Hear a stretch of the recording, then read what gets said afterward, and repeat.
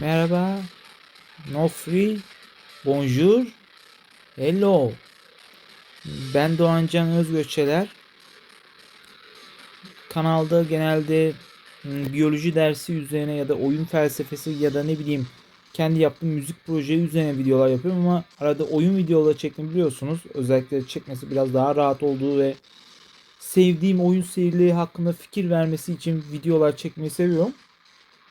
Bu sefer Star Fox serisinden sonra en çok sevdiğim Nintendo serilerinden biri olan F-Zero'nun GameCube konsoluna çıkmış oyununu deneyeceğiz.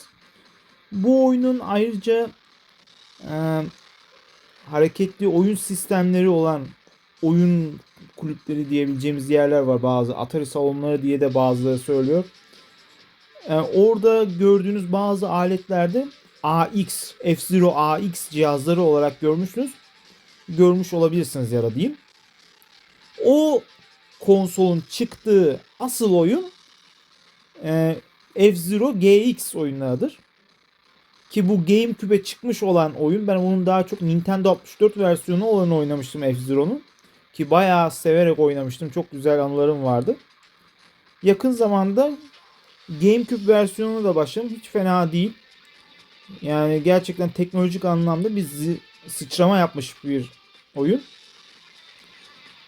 Ee, Bu oyunu öncelikle hikaye modu da var ama hikaye modundan evvel standart yarış modunu oynayacağım. Bu videoda birinci turda yapacağız. Video sırasında fazla konuşmayacağım ama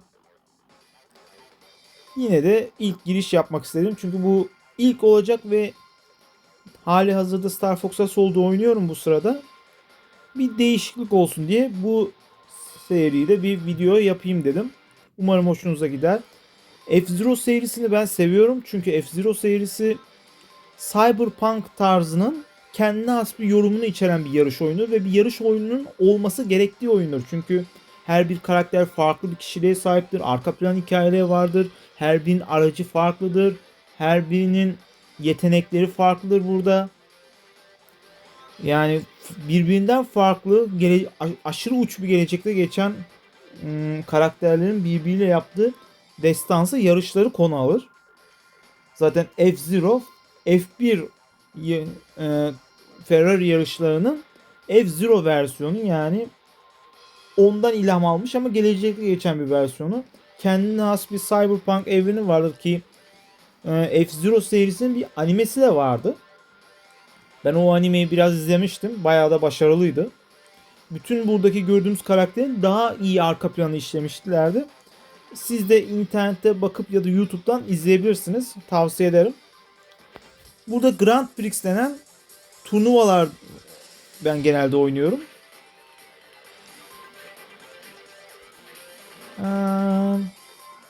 Standart versiyonda olsun. Birazcık zor olsun. Gördüğünüz gibi farklı tarzlar var ve her birinin kendi has bölümleri ve zorlukları var. Ben ilkinde oynayacağım. En çok onu oynadım zaten. Bakalım bu turnuvada kaçıncı olarak bitireceğim. Tahminlerinizi yorum yazarsanız bakalım sonucunuz ne kadar doğru çıkacak. O zaman başlıyorum. Şu an diğer karakteri açmadım. Serinin baş karakteri Kaptan Falcon'dur ki benim Nintendo karakterler arasında en sevdiğim oyun karakterlerinden biridir. Kendine has bir tarzı vardır. Kendine has bir kişiliğe sahiptir. Bayağı karizmatik bir karakterdir. Ve oyunda genelde herkes Kaptan Falcon'la oynamayı sever. Ama ben sırf Kaptan Falcon yarışın içine yapay zekalı olarak olsun, ben onun yanında yarışayım ya da ona karşı yarışayım duygusunu hissetmek için genelde hep başka karakterle oynuyorum. Araçların e, ağırlığı, çevresindeki kaplamalar, manevra yapma kabiliyeti, itici güçleri, bunların hepsi çok değişken oluyor. Yani nasıl desem, yarışın gidişatını ve sizin oynanış tecrübenizi değiştiren faktörler. Ben Doktor Stewart'la oynayacağım.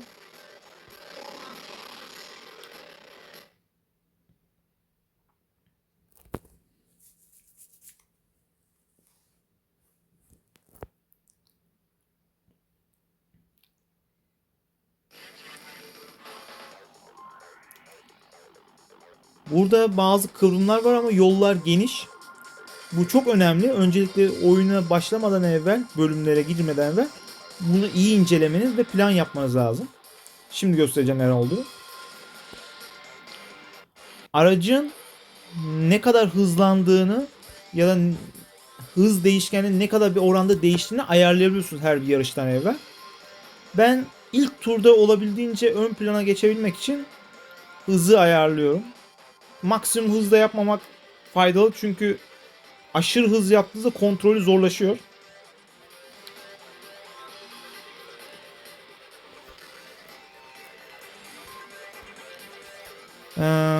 Bakalım.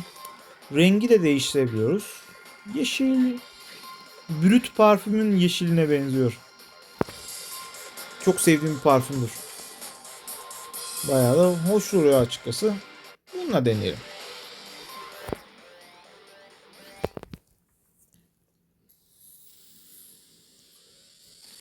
Moods D. F-Zero'nun ikonik bölgelerinden biri.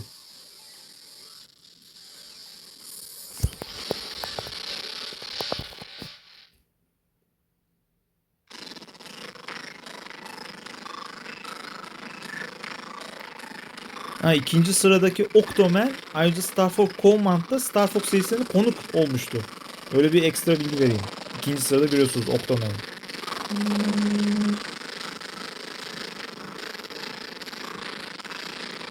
Şu an 6. sırada James McCourt var. Star Fox serisindeki Fox'un babasının bu evrendeki yorumuydu. Şu an 4. sıraya çıktı.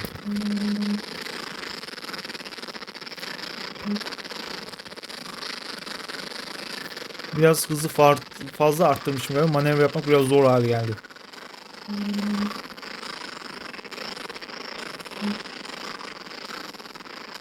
Biraz güç alalım. Motorun hem aşırı ısınmaması lazım hem de hasar almamamız lazım. Tabi rakiplerimizi de eleyebiliyoruz çarparak. Onlar da kendini eleyebiliyor. Aha, Kaptan Falcon. Blue Falcon.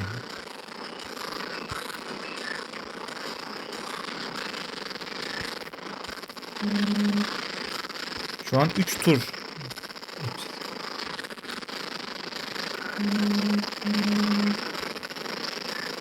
Umarım izlerken mideniz bulamıyor çünkü çok değişik haritalar var. Yani oynarken gerçekten farklı bir hissiyat veriyor bu harita tasarımları ve ortamdaki adrenalin.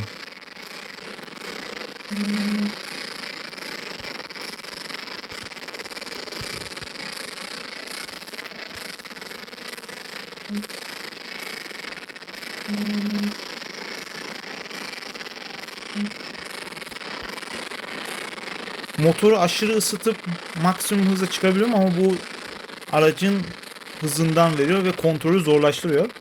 Ama ilk turda ne kadar kullanırsak iyidir çünkü iyi bir puan almam lazım.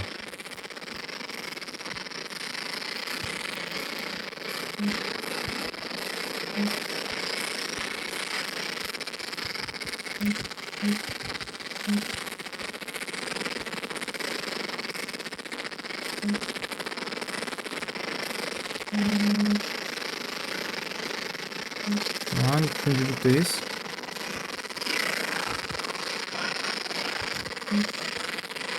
Çok ısındı. Şu an çok dikkatli sürmem lazım. Biraz fazla ısındırdı.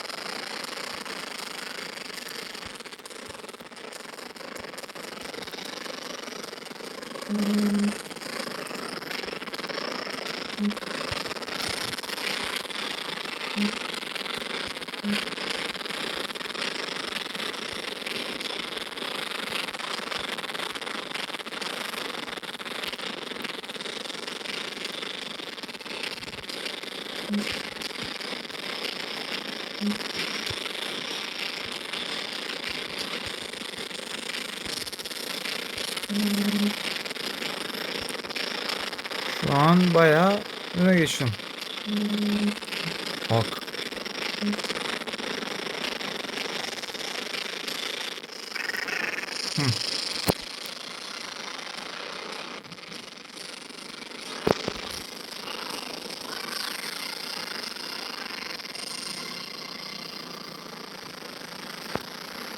İyi bir başlangıç.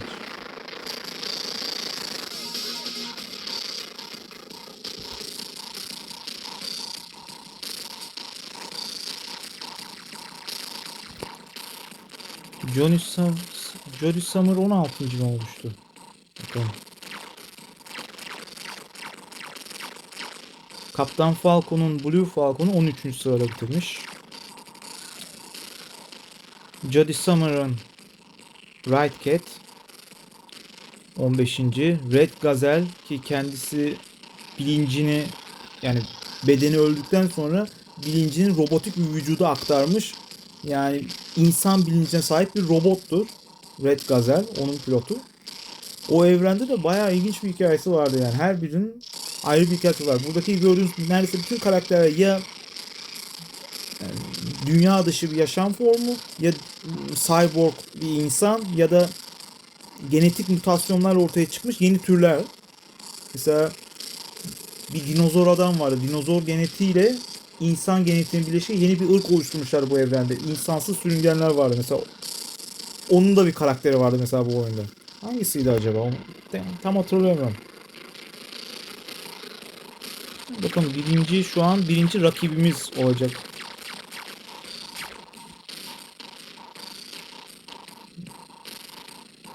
Yani birinci biziz de ikinci.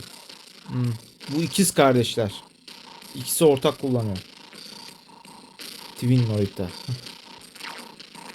Zaten burası aynı. Black Bull bu serinin bildiğiniz kötü adamı gibi bir şey.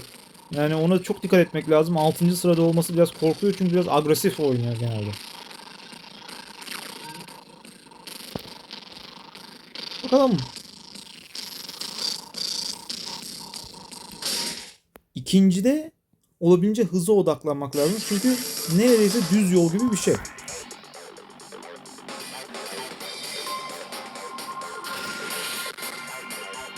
Tabii biraz dengeli olsa daha iyi. Ne olsun.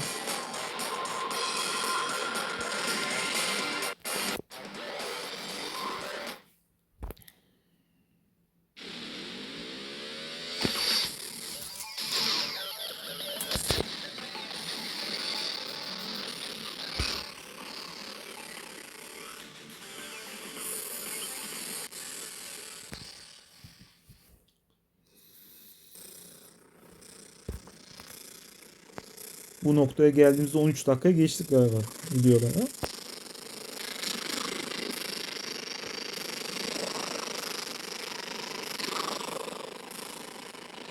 Gördüğünüz gibi en büyük rakibimiz olduğunu işaretliyor Rival diye. Ona dikkat etmek lazım. Bir saldırı girişimi oldu. Köşeleri biraz dikkat edelim. Tamamdır. Heh.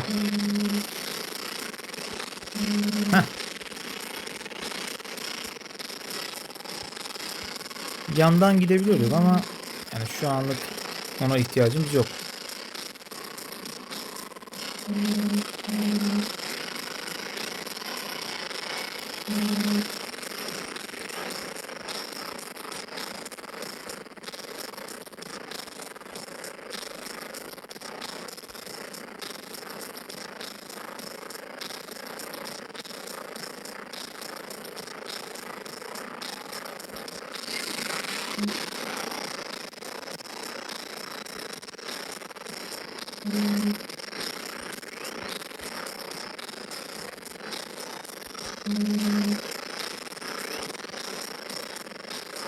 Kaptan Falcon yaklaşıyor galiba. Şu an arkamda.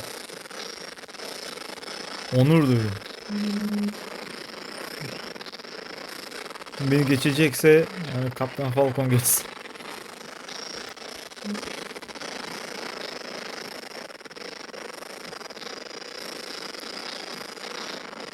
Jodie Summer geliyoruz. İkinci sırada Jodie Summer. Eğer doğru hatırlıyorsam. Jodie Summer'dı zaten. Çok fazla karakter olunca hepsini hatırlamak zor oluyor. Özellikle benim kadar yaşlı birinde. Yok, Jodie Summer değilmiş. Miss Arrow galiba.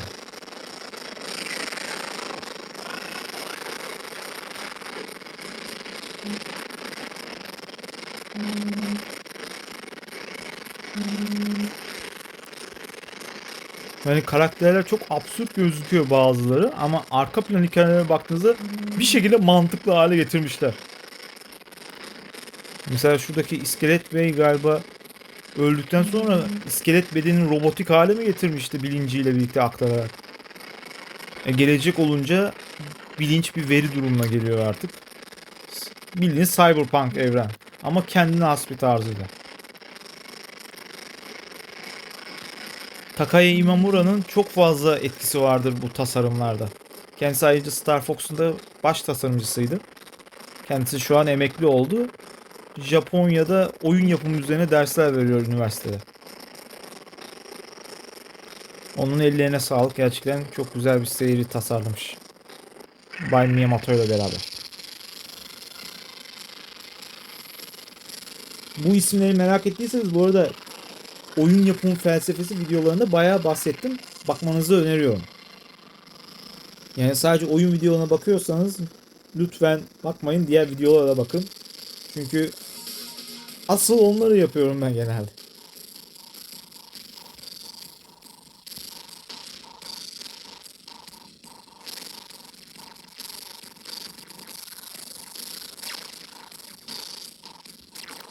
Bakalım skorda ne değişim olmuş.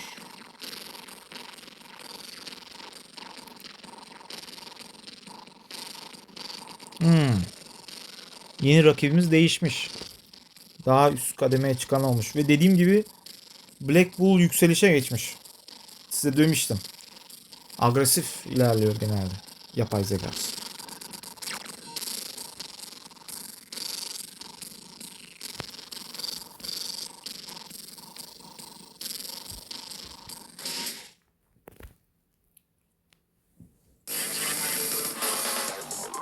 Burası birazcık zor olacak. Ondan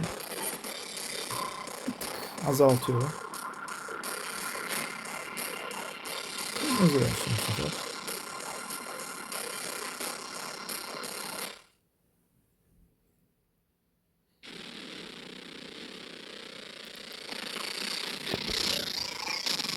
Buradaki çöl gezegeni hafiften Betelgeuse'deki Titan'a hatırlatıyor. İzleyen varsa orada bir Titan, bizdeki Titan uydusunu kendine has bir yorumlamaya vardı. Dev kum solucanlar vardı. Ölülerin peşinden geliyordu falan.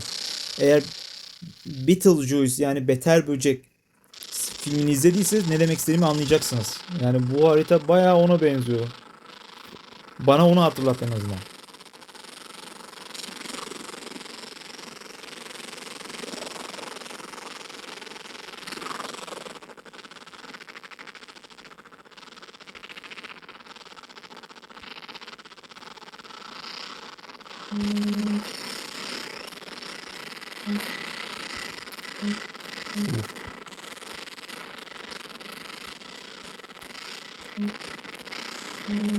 Oh.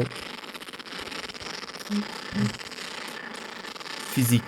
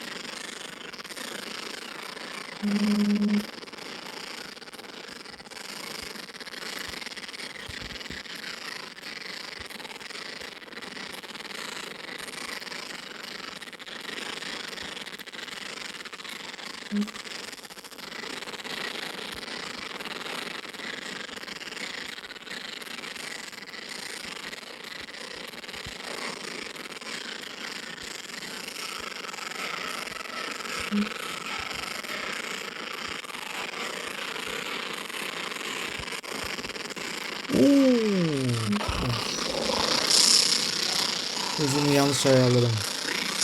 O rampa kısmı çok tehlikeli. eğimden alarak hızlanmayı denedim ama olmadı. Neyse ki öldüğün zaman baştan başlatıyor.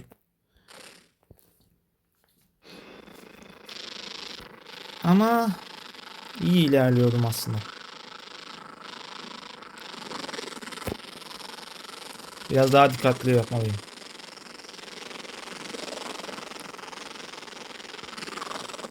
Bana şans dileyin. Merhaba Kaptan Falcon. Seviliyorsunuz.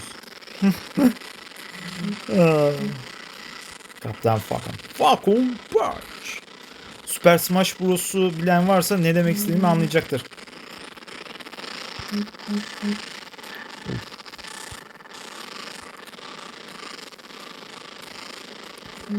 Bazen aklım anılara gidiyor.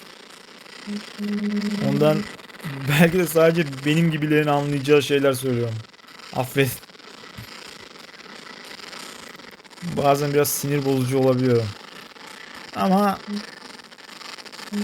yani herkes olduğunu bilmeli herhalde.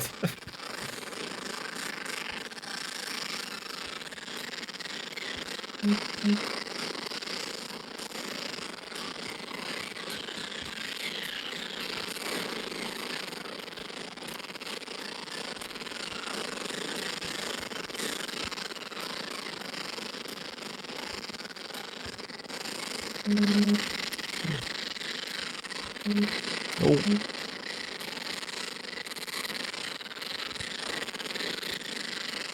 Şu ana kadar herhangi bir yarış dışı kalan olmadı. Hiç unutmuyorum, bir keresinde yarışta yani 3'te 2'si yarıştakilerin elenmişti. Ya pistten düşerek ya da kaza sonucu. Tabii bu benim hatırladığım Nintendo 64 zamanlarıydı. Bunda sadece çok nadir elenen gördüm en azından. Şu ana kadar en azından. Ha, Black Bull.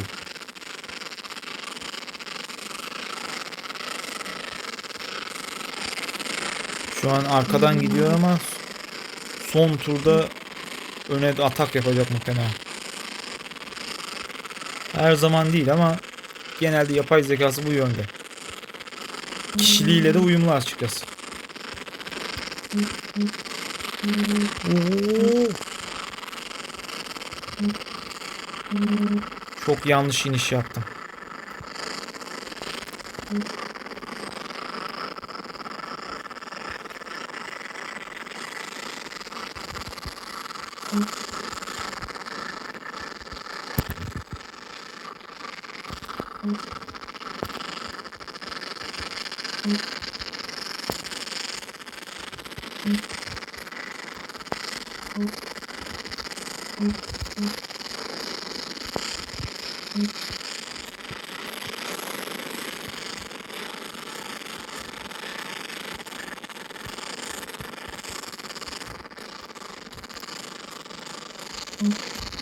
Of. Kötü vurdu.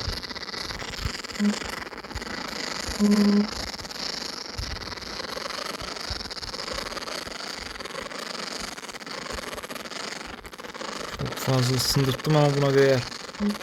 Oo.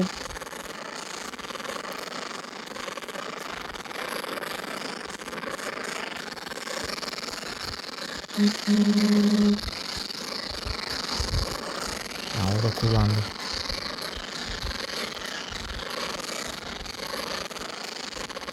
Olabildiğince uzak kalırsam şu anlık. Son yani o canı yenilersek orada bir atak yapabilirim.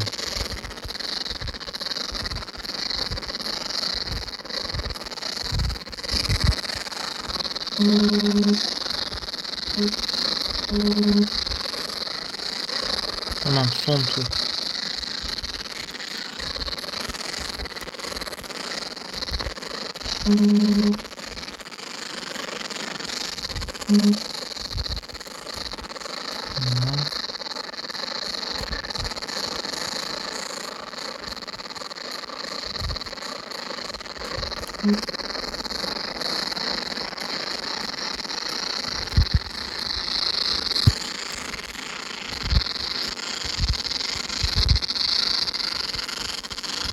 Tamam,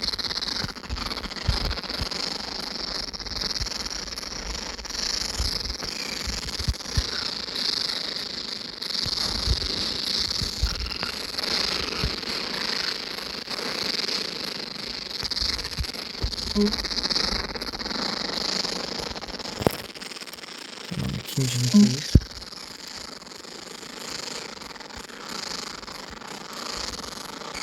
Sonlara doğru, çünkü çok geriye düşeceğimden korkuyorum. Olabildiğince yani puan almalıyım.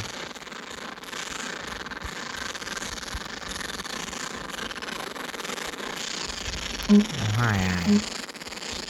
Onlar da almak istiyor. O Red Gazel.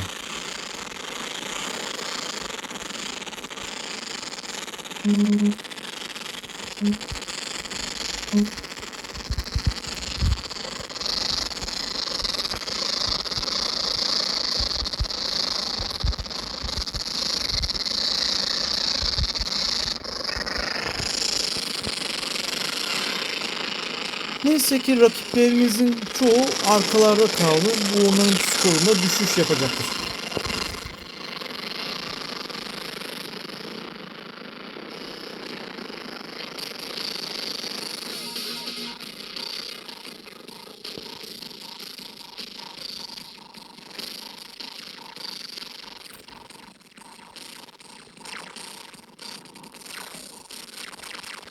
Bir sonlara bakacağım, bir elenen var mı?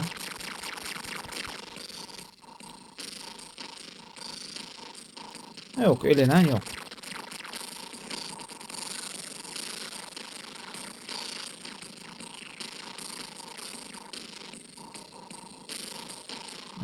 Demiştim. Sinsi sinsi yaklaşıyor. Kaptan Falcon ama düşüşe geçmiş. Neyse, gönüllerin şampiyonu. Benim için.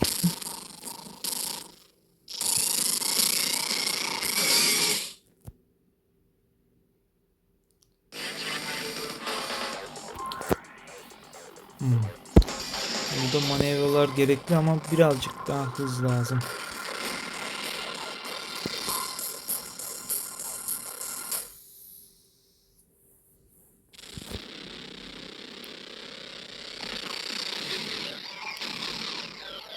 Yani birinci olur muyum bilmiyorum bu turnuvanın sonunda, ama ilk üçe gireyim yeter benim için.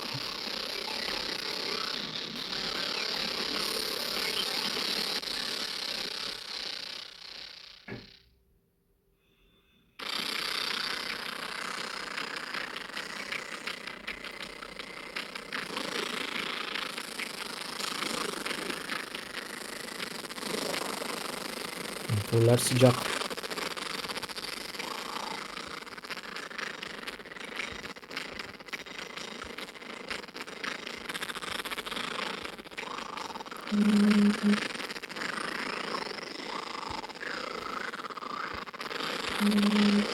Beni geçemezsin.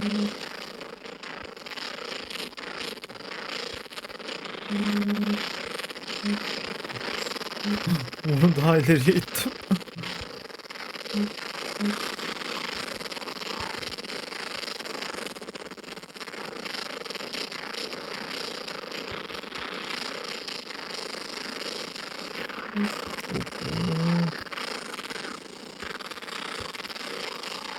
Büyük bir W geliyor.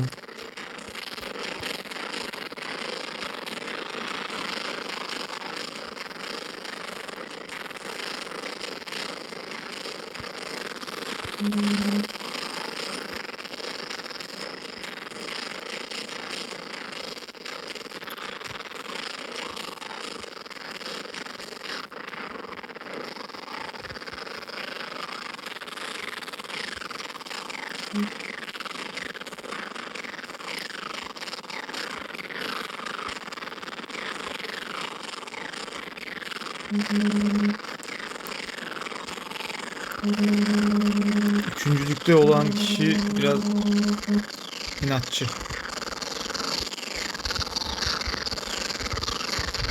Gördünüz değil mi? Birbirlerini itmeye çalışıyorlar.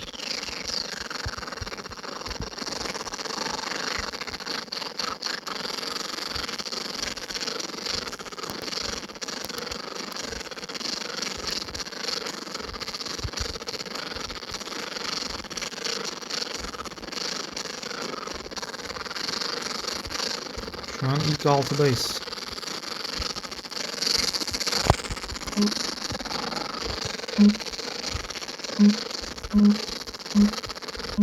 Üzgünüm Jolly. Jolly Summer birinci şu an. Artık değil.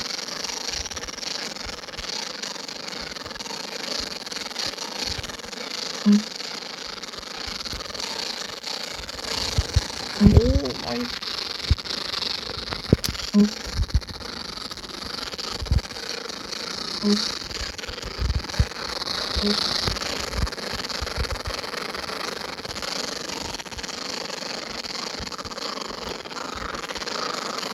Neyse hala. Aha.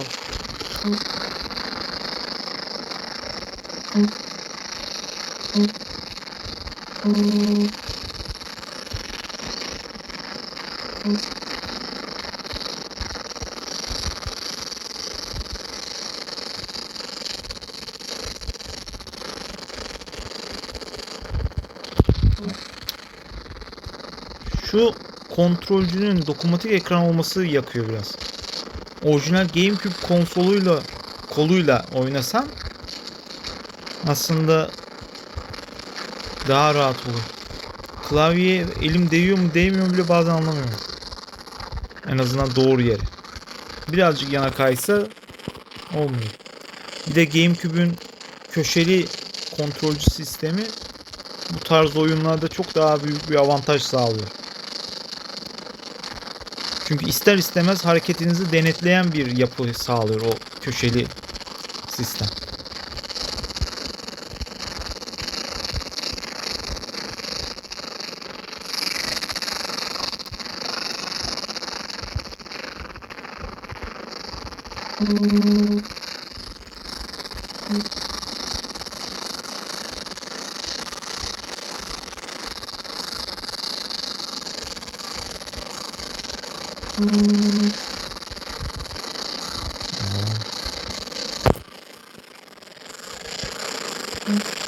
Hayır.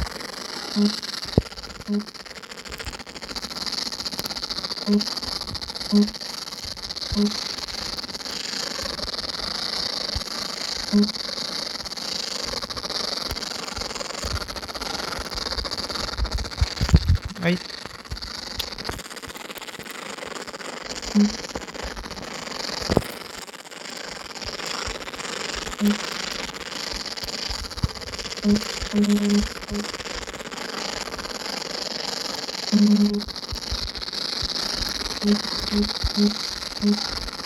Çok çarpıyor. Çok çarpıyor.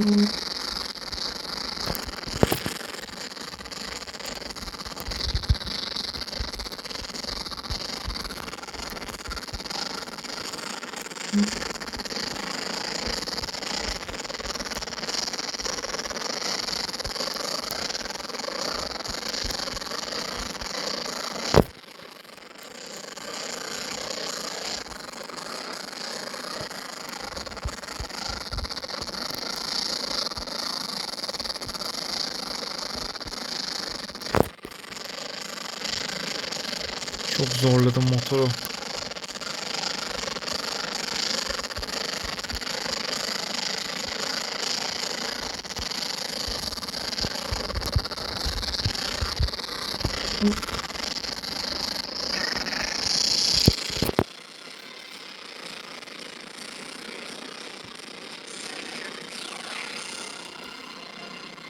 Jolly Summer beni geçti. Yani iyi mücadele etti. Hakkını vermek lazım. Hakkıyla birinciliği aldı.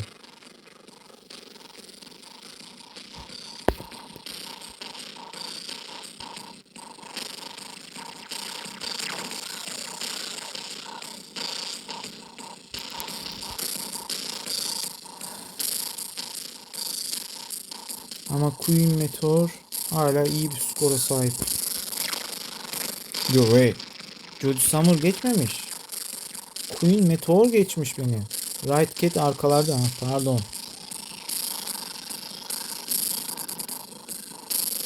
Hep karıştırıyorum. Yüzlerini birbirine benzetiyorum.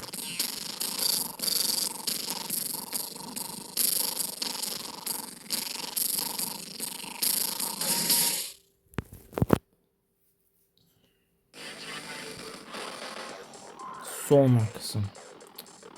Burada çok fazla manevra lazım. Biraz kısalım. Klasik altın renge dönelim.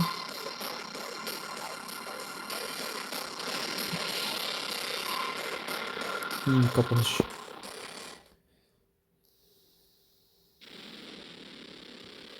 Her güzel şeyin bir sonu vardır. Şuna bakın, yani adeta senin arabanın kaportasını çizeceğim diyen bir yol. Yakacağım seni diyor. Bütün o ikinciliğini güle güle de diyor. Kısmet yaparmış gibi.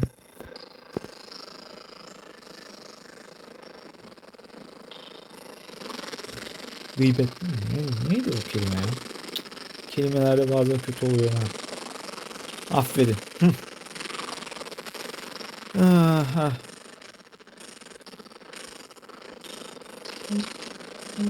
Hadi.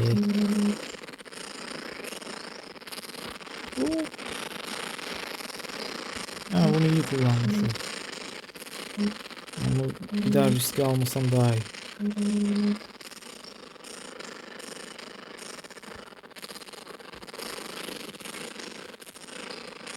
Aynı gümüşler.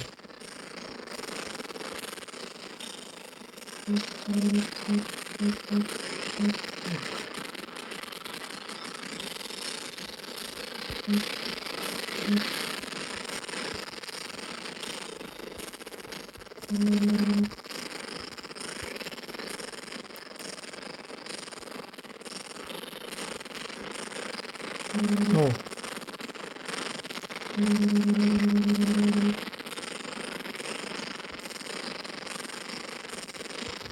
İyi bir iniş.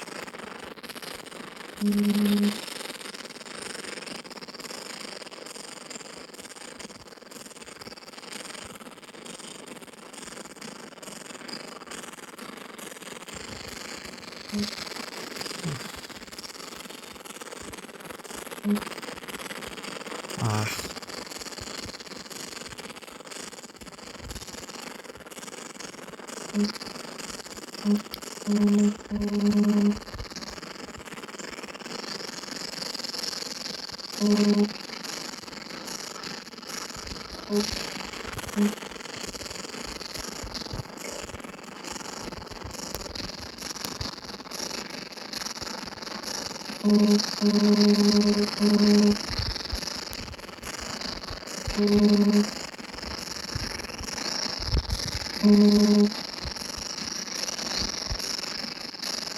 Bu köşede olmak daha iyi dönüş sağlar. Evet. Mayınlar var.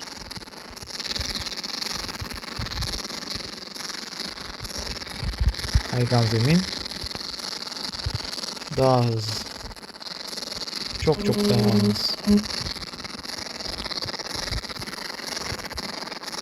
Ah.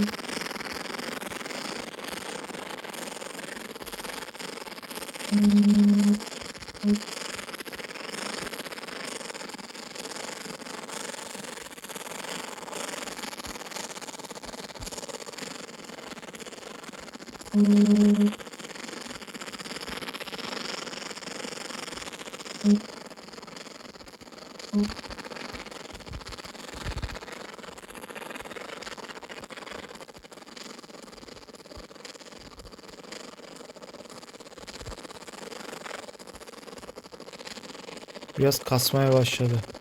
Çok fazla etkileşim var ya. Bu Yani Star Fox Assault kadar stabil bir oyun değil açıkçası. Biraz daha GameCube'un eski zamanlarında, ilk zamanlarında çıktığı için böyle sorunları var.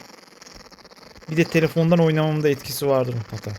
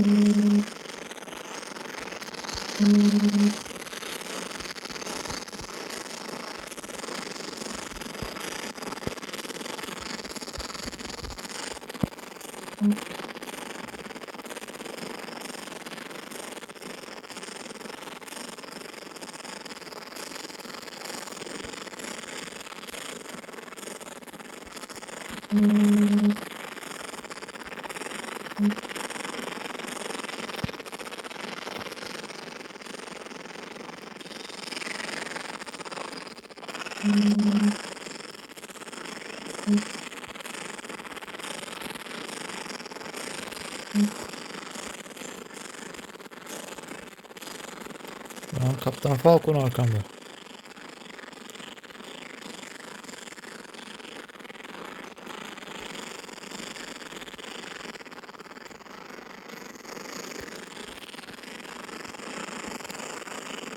Sanırım birinci bile olabilirim bu gidişte.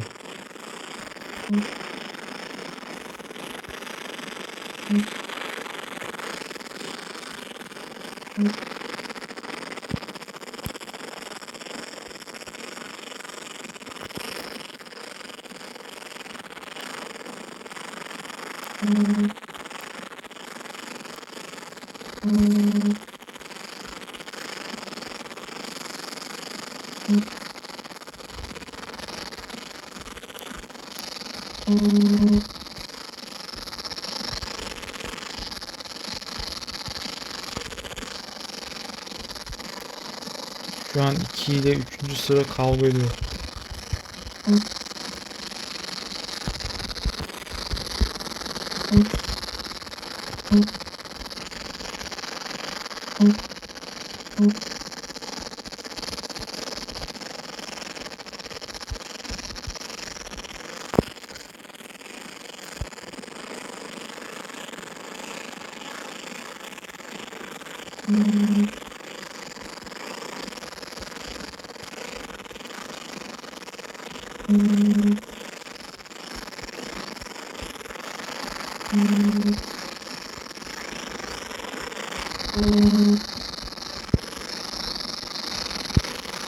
Bunlar biraz hızımı da azaltır, dönüşü rahat yaparım.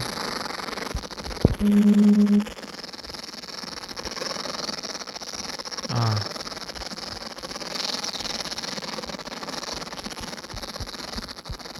Neyse her türlü asıl rakibim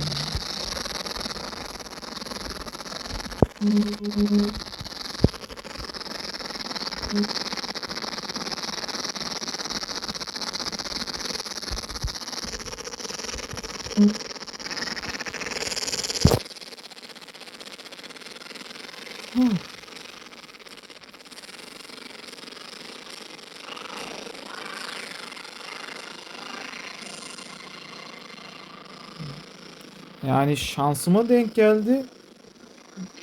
F-Zero GX oyununda GX diyelim. Şu ana kadarki en iyi skorumu video çekmeye karar verdiğimde yaptım. Yani açıkçası ben de çok şaşırdım.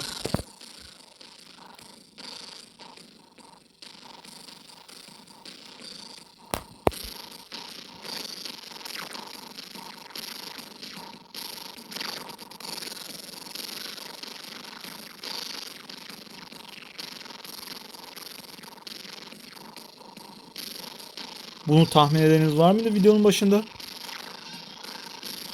Sanırım kupaya götürüyorum.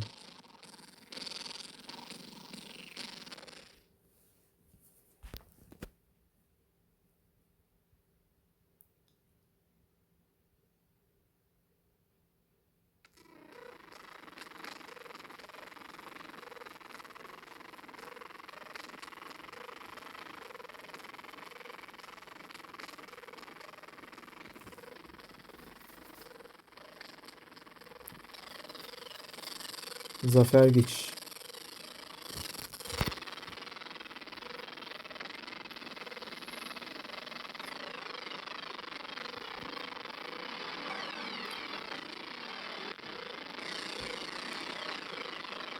Umarım hoşunuza gitmiştir. Ya eğer bunun devamını isterseniz ikinci ve üçüncü turlar ya da hikaye modunda oynayabiliriz F-Zero serisini. Ama ben genel olarak bu ara kendi projelerime ve yüksek lisansa vakit ayırdığım için bir de bazı kitap projelerim var. Beni diğer arkadaşlar Discord serverından takip edenler biliyor. Ya fazla kanala vakit ayıramıyorum. Çünkü zaten kanalın ilk amacı verdiğim özel derslerde hazırladığım notları veya da ne bileyim kendi hazırladığım projeleri ya da içimi dökmek için hazırladığım videoları paylaşmak içindi. Orada dursun diye. Ama sevdiğim oyunlar hakkında da bir videolar olsun istedim ki oyunlardan hep bahsediyorum. Birileri de görsün ben oynarken. Hem de bu oyunlar üzerine konuşabilirim diye. Oyun videoları çekmeye başlamıştım yakın zamanda. Görece yakın zamanda. Yani kanala diğer videolarda da dediğim gibi asıl yapmak istediğim ne bileyim kendi projemdir, teknolojiyle ilgili ya da biyolojiyle ilgili daha böyle ne bileyim bilim sanat gibi konularda ya da tarihle ilgili videolar yapmak istiyorum. Mesela antik diller hakkında da bir video yapmayı planlıyordum ama video yapmak pek kolay olmadığı ve zamanımın pek olmadığı için yapamamıştım. O yüzden boş kalmasın diye oyunu oynarken videolar çekiyorum bu ara. Eğer istediğiniz bir video tarzı olursa ya da bu serilerden hoşunuza giden bir şey olursa lütfen yorum yapmayı eksik etmeyin. Evet.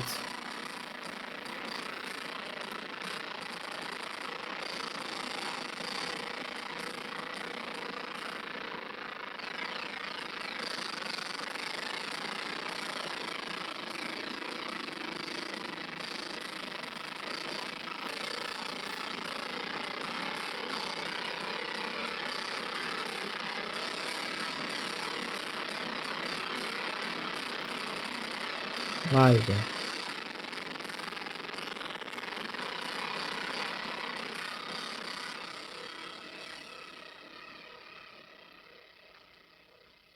Birinci oldu.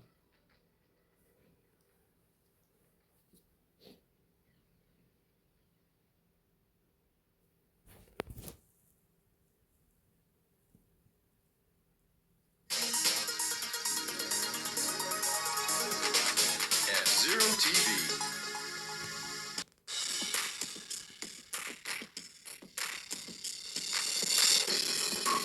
From the special F-Zero GP venue, we're broadcasting an interview with the Grand Prix champion. Okay then, I'd like to ask you something. Aa evet. Bunu ilk defa görüyorum. Aa oynanış videolarını hatırlıyorum.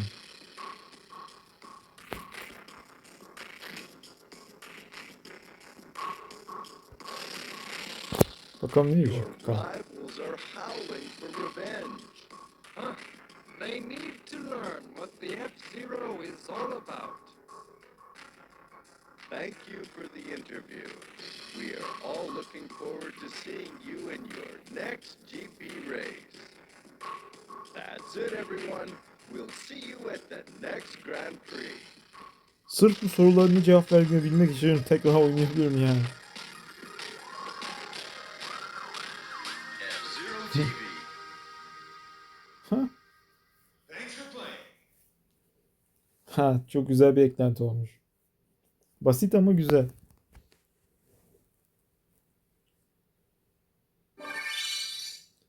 Bu kazandığımız paralarla da araçları modifiye edip üzerine eklemeler yapabiliyoruz. Ama ben hiç uğraşmadım çünkü bu kontrolcülerle biraz zor oluyor.